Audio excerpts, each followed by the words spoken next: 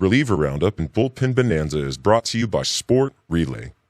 Honest, unbiased, and apolitical. Sport Relay, your connection to the diamond. And by A Complete History of the Major League Baseball Playoffs, Volumes 1 and 2, by Evan Thompson. Relive the glory. A Complete History of the Major League Baseball Playoffs. This week on Reliever Roundup and Bullpen Bonanza, Meltdown Anatomy, Division Series Edition. Deadbolt Delivered, Division Series Edition. And a friend of the show, Jose Romero from the Arizona Republic, returns to do a postmortem on the Division Series and a preview of the League Championship Series. Don't go away. Reliever Roundup and Bullpen Bonanza begins now.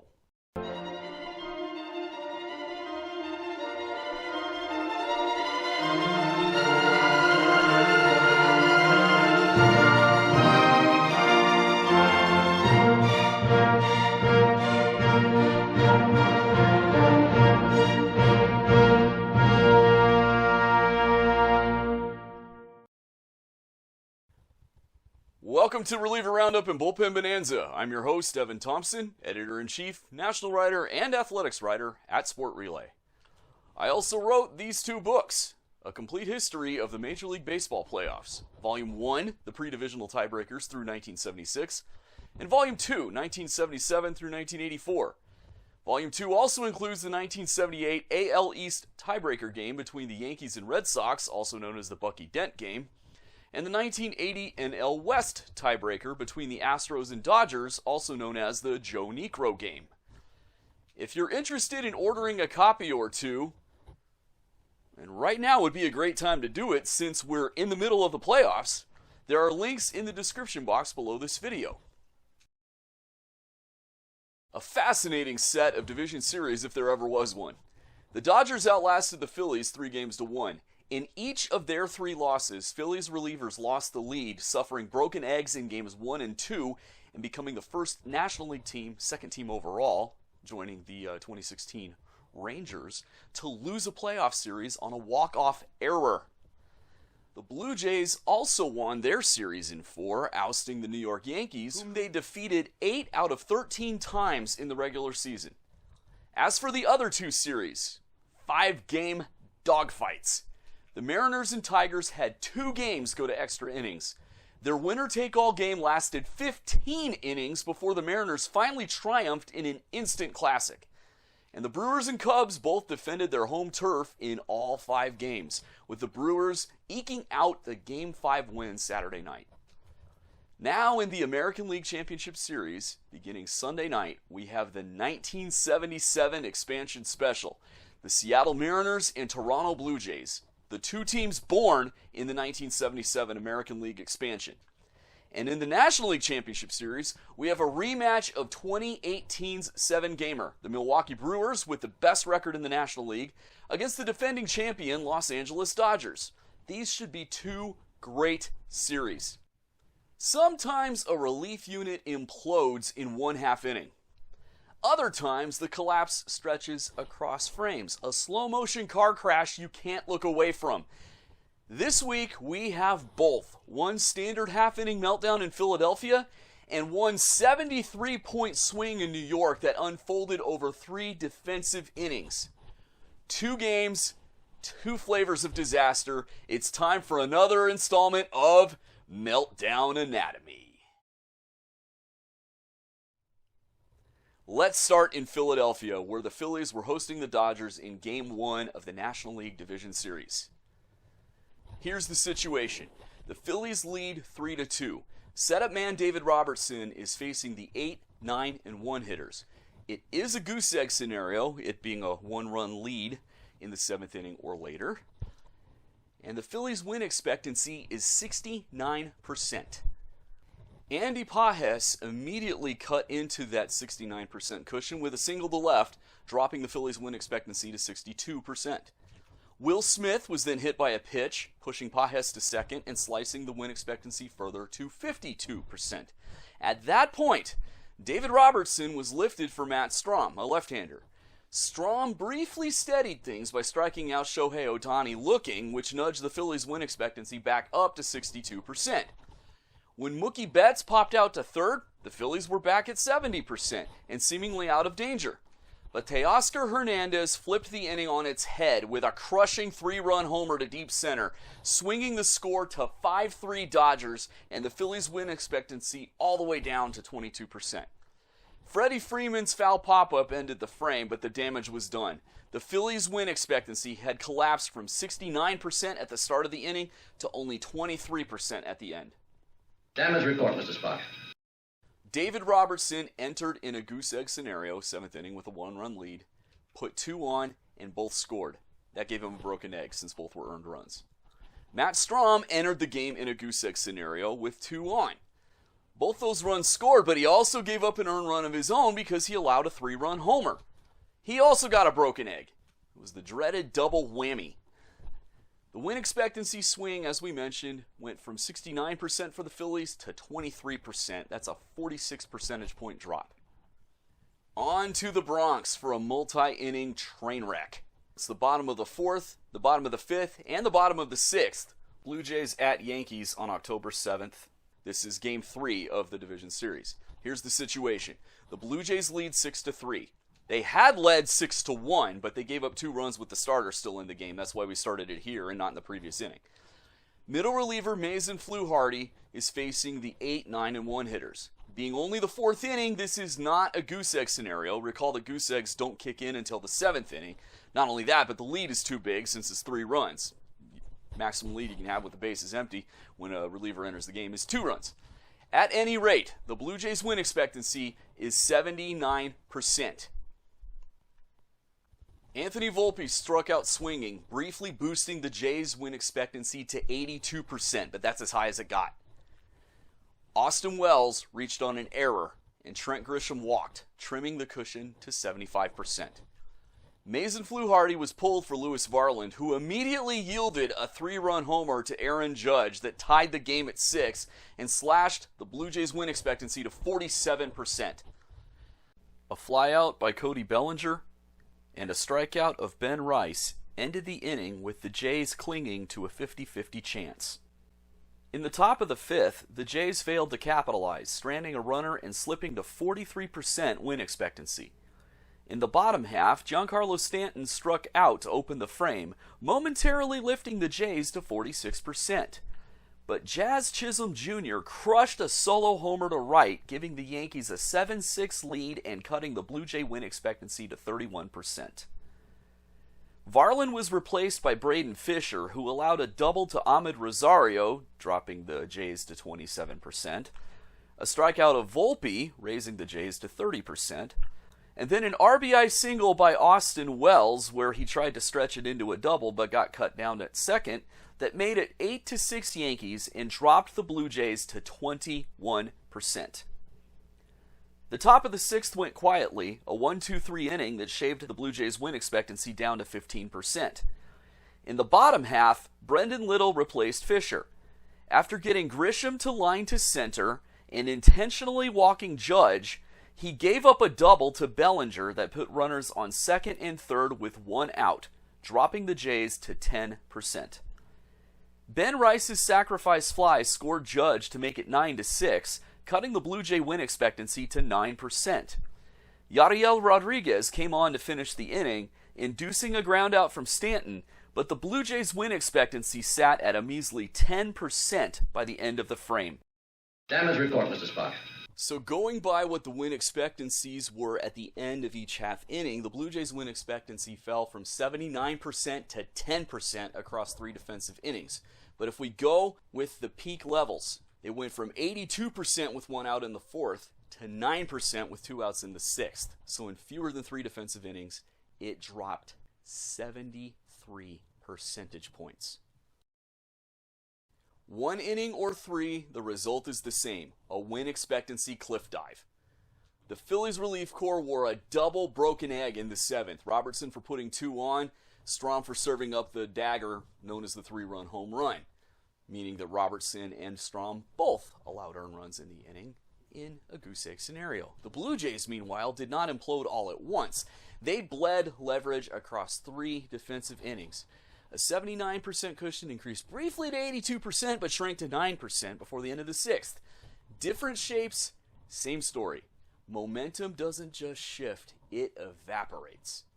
Now for the most dominant team relief performances of the division series. It's time for Deadbolt Delivered, where we honor the relief units that slammed the door and threw away the key. Here are the division series door slams. Real quick, for those who are new to this segment or have forgotten since the last episode, to get a door slam, a team must close out the game with at least 3 consecutive goose eggs. This string must be completely uninterrupted. There cannot be any broken eggs in there, there cannot be any mezz in there, and there can't be any situation where the score differential is such that the pitcher doesn't get any of the 3. It must be goose egg, goose egg, goose egg. Bang, bang, bang, at least 3 in a row. Why is this important? If a team gets a door slam, they completely shut the opponent down en route to a narrow victory. When the last outs are on the line, it is lockdown only. The door slam celebrates those nights when the back end doesn't just protect the lead, it shuts the door, throws the deadbolt, and walks away with the key. In the 4-division series, there were 2 door slams. The first made history for this segment as the first 5 goose egg door slam. It came when Tommy Kahnle, Kyle Finnegan, Will Vest, and Cater Montero of the Tigers finished off their 11-inning Game 1 victory over the Mariners, with Vest notching 2 goose eggs. And the second came from Chad Patrick and Abner Uribe of the Brewers when they closed out Game 5 and the series against the Cubs, with Uribe grabbing 2 goose eggs in the process. Coming up next, a Division Series postmortem and LCS preview with friend of the show, Jose Romero of the Arizona Republic. Stay tuned.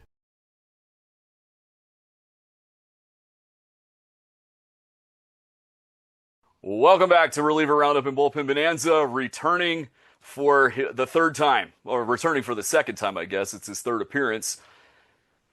Jose Romero from the Arizona Republic. Jose, since this is your 3rd appearance, you now qualify as friend of the show. So welcome to the show. Thank you very much. I hope you enjoy my wall of media credentials, my door full of media credentials behind me. Yeah, you got a bunch of them there. I got my postseason one from the World Series years up there. I'm telling you, man, like at this point in the career, I'm all about like doing as many different things as I possibly can and adding to the collection. So there you go. That's what I'm trying to do. You've done 1 World Series, correct? Yes. Okay, and 3 Just Super Bowls?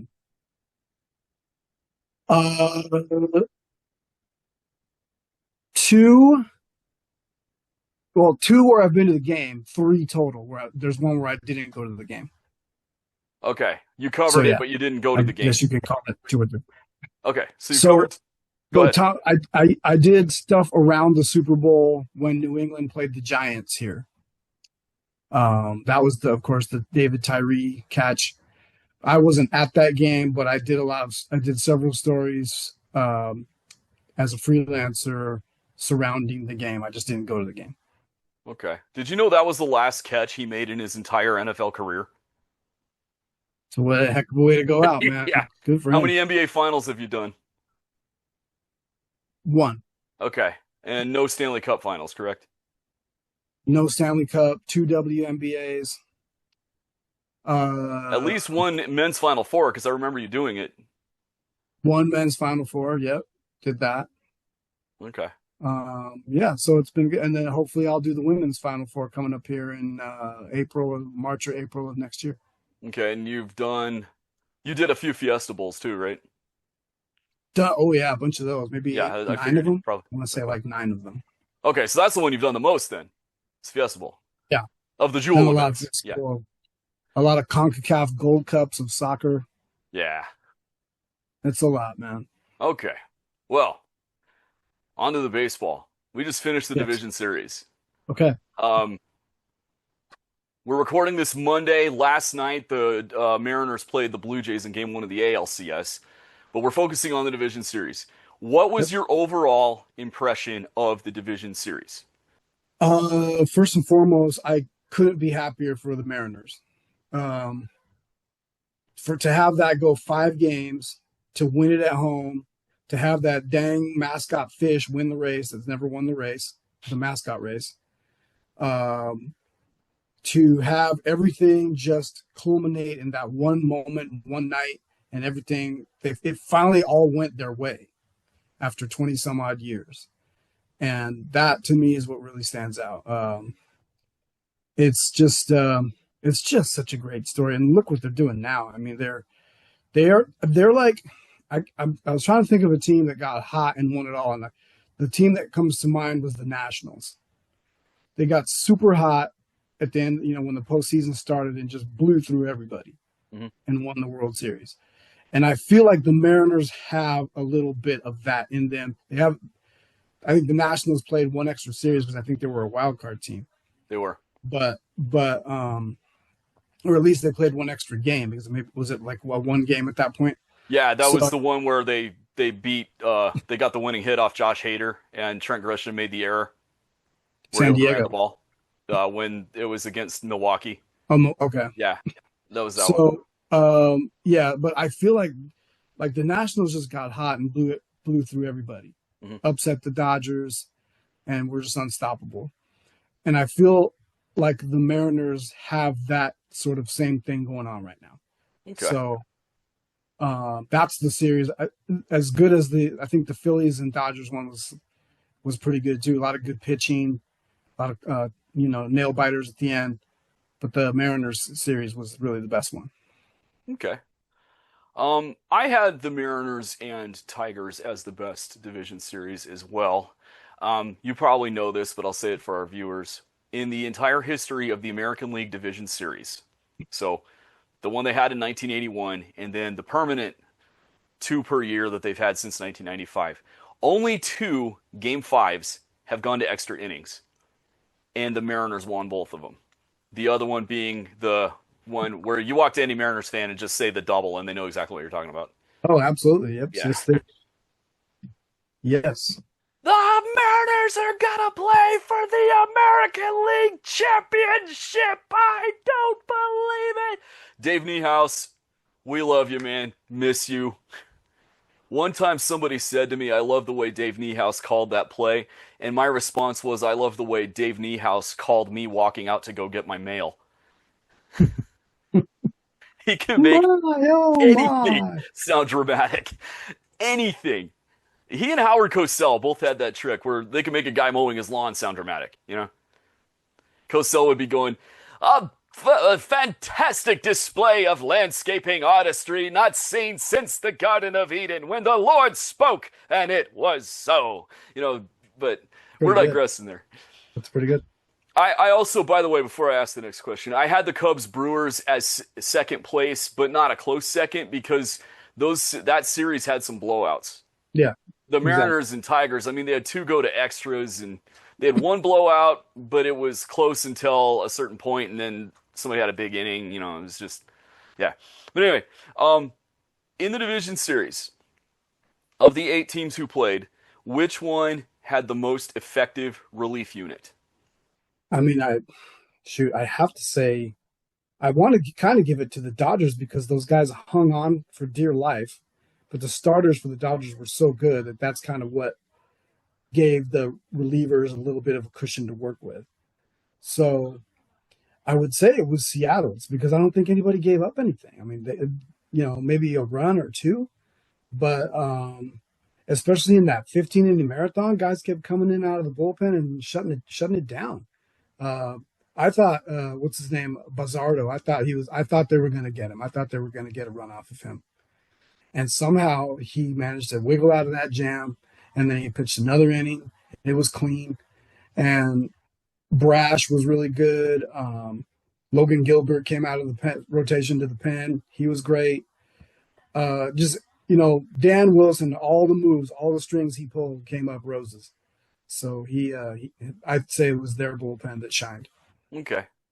I gave it to the Brewers because their whip was under 1. It was 933. They only had 3 goose eggs, no broken eggs. They gave up the fewest runs. The Mariners, they had the highest scoreless percentage. It was over 80%. They were the only team of the 8 that had the highest score, had an over 80% scoreless outing percentage. The Mariners, the one real blemish on them was Game 1. Carlos Vargas led the American League in broken eggs, and he did it here too. It's like he's the one guy. Because you notice it seemed like Dan Wilson did everything he could to keep from putting him in any game. But anyway, no disrespect to Carlos, but I mean, results are results. So, which relief unit did you feel was the shakiest? You know, the Phillies seem kind of shaky to me.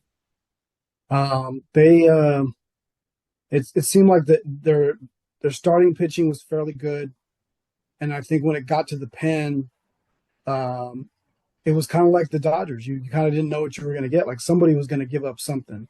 And the Dodgers are so good, have been so good at coming from behind all year. Mm-hmm. And I just felt like the Phillies really could have had an advantage in their bullpen, but it didn't end up being as big of an advantage as it could have been. So, I think the Cubs were pretty shaky too.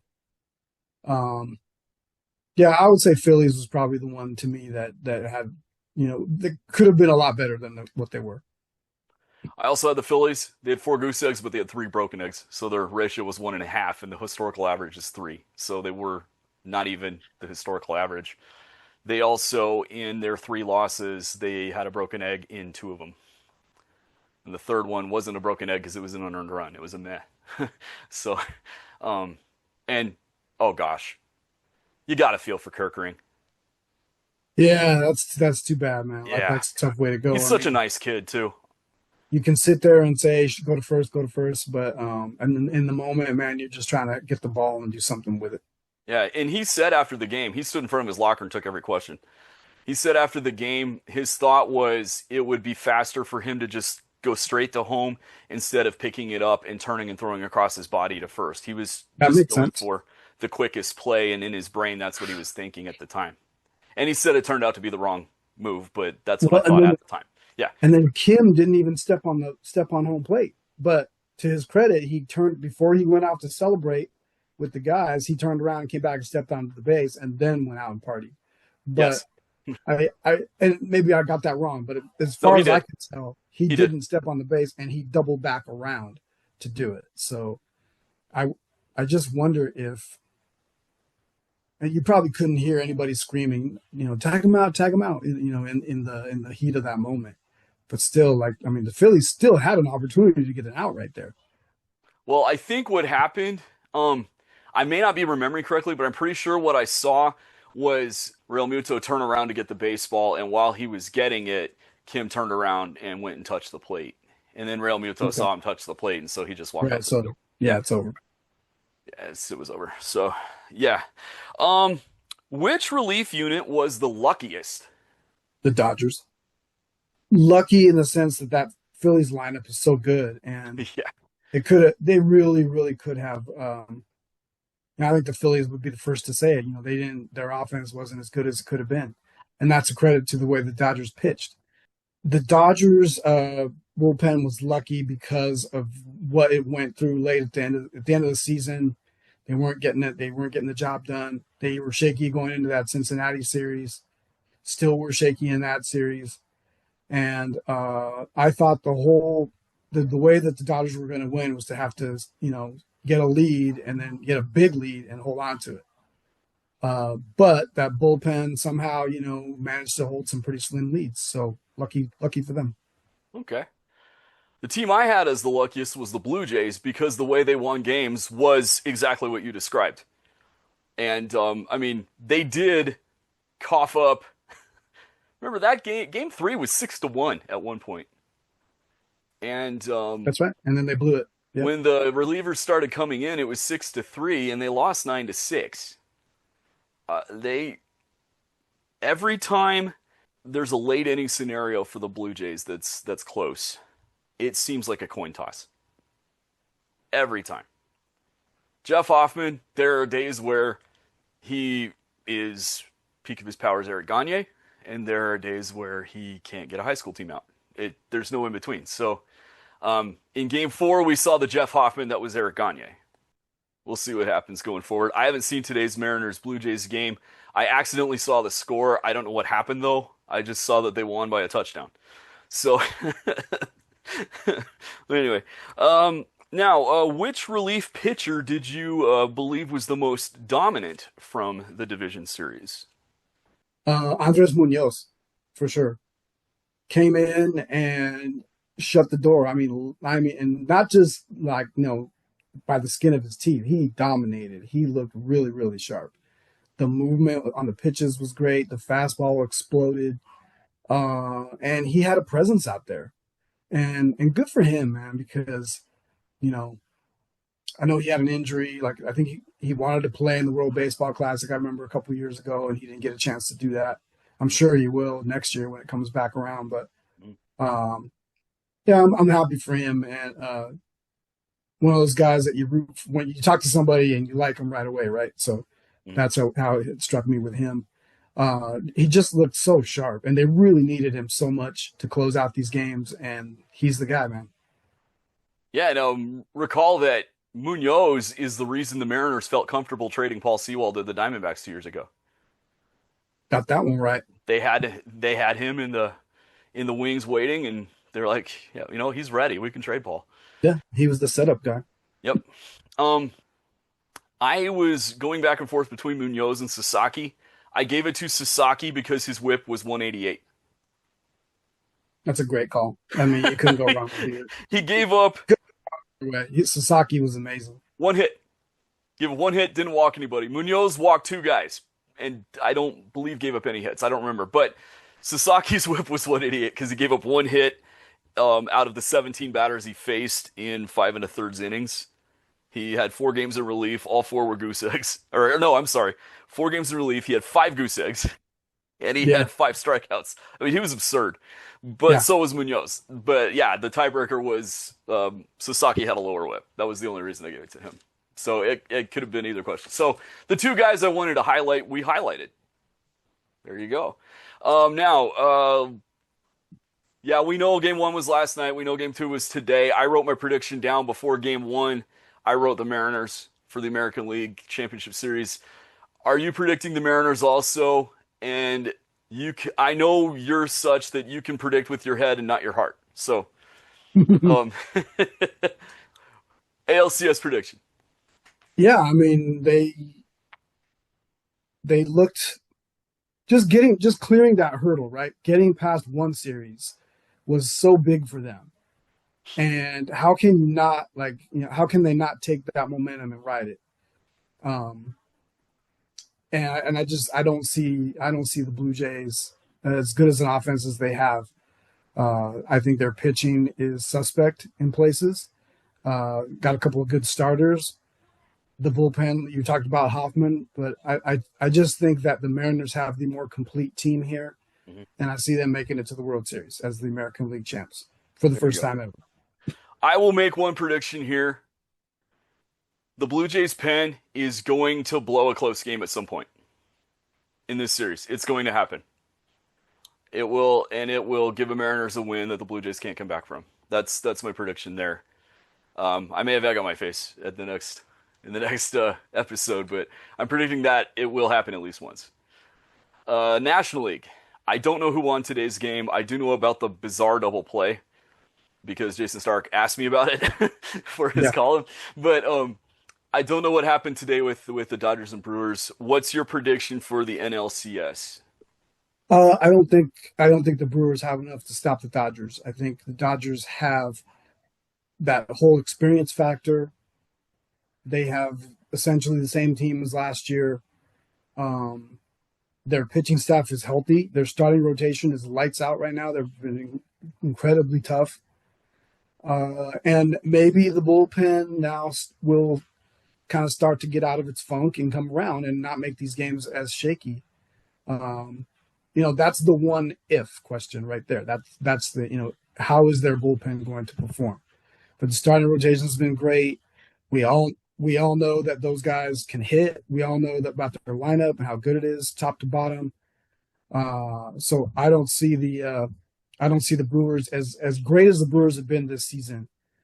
I don't feel like they have enough firepower. And I saw the Brewers and the Diamondbacks split a 4-game series, and the Diamondbacks weren't at full strength, and the Diamondbacks, got 2 games in Milwaukee. You gotta love Pat Murphy, and you have to respect the fact that he did a lot with that level of talent.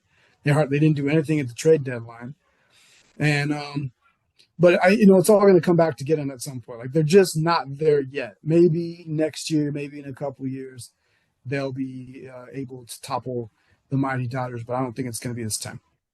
Okay. I had the Brewers in 7 on a walk-off hit. I have it that close. We'll see. Now, if the Mariners go through and the Dodgers go through, that will be the first all-Pacific time zone World Series since Angels-Giants, right? Bingo. 2002. Angels-Giants. Yeah. I think we've only had 74 was A's-Dodgers. 88 was A's-Dodgers. 89 was A's-Giants. 89 A's-Giants, that's right. Yeah. Nothing since. And then 02 was Giants-Angels. I think those were it. I think those are the only 4 all-Pacific time zone World Series we've ever had. So that'd be fun. How about if Milwaukee and Seattle go, and they can both wear like pilots uniforms, Seattle Pilots. Yeah. One of them wear the home and one wear the road. Yeah, there you go. Yeah. Because didn't the Pilots become the Brewers? They did. In fact, when they went to spring training in 1970, they were the Pilots still. And when spring training ended, the moving vans with all the equipment were waiting somewhere in Utah to be told which direction to turn, whether to turn left or right, because the sale was being finalized or not finalized. They didn't really know for sure yet, but it was being finalized at the time the trucks were driving back up. And then the call came in, barely enough time left to spare, saying, go to Milwaukee, they're moving there. And so they went there, and the Brewers opened on the road and managed to get everything ready in time. But their uniforms, if you look at them that year, they were exactly the same as the Pilots, except they said Brewers instead of Pilots. The numbers weren't even different. They just had the seamstresses pulling off the Seattle stuff from the front and sewing Brewers on as fast as they could. Jeez. So, yeah. All right. Well, thank you, Jose, for coming by and giving us your knowledge and insight once again. Like I said, you're now a friend of the show. I am very honored to have that title. Thank you so much. I appreciate it. You are welcome. That concludes this installment of Reliever Roundup and Bullpen Bonanza from Sport Relay. Join us next time when we will review the League Championship Series and preview the World Series. I'm Evan Thompson. Thanks for watching, and we will see you then. Thank you for watching this episode. If you enjoyed it, please give it a like. Click subscribe so you'll never miss an episode of this show or of our other show, Trade Trees. Tell your friends and baseball contacts. If you haven't done so yet, consider buying my books, A Complete History of the Major League Baseball Playoffs, Volume 1 and Volume 2. There are links in the description box below this video. And finally, bookmark and regularly visit sportrelay.com. Until next time, this is Evan Thompson saying so long for now.